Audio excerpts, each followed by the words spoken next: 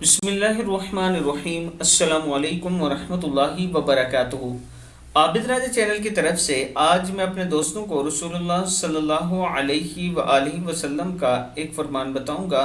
आप दोस्तों ने इसे गौर से सुनना है। किसको रात को जागने के अलावा कुछ फ़ायदा नहीं होगा, कुछ हासिल नहीं होगा।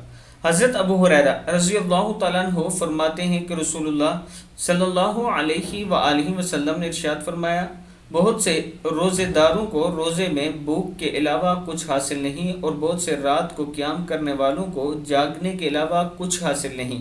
इब्न माजा की हदीस है। यानी अगर आप रात को उठकर सहरी करते और रोज़ा रखते हैं और दिन भर बुराइयों में मुलव्विस रहते हैं, नाप तोल में कमी करते हैं, झूठ बोलते हैं, जहालत की बातें करते हैं, तो दोस्तों इससे आपको कुछ हासिल होने वाला नहीं। इस रोज़े का आपको कोई फ़ायदा नहीं होगा।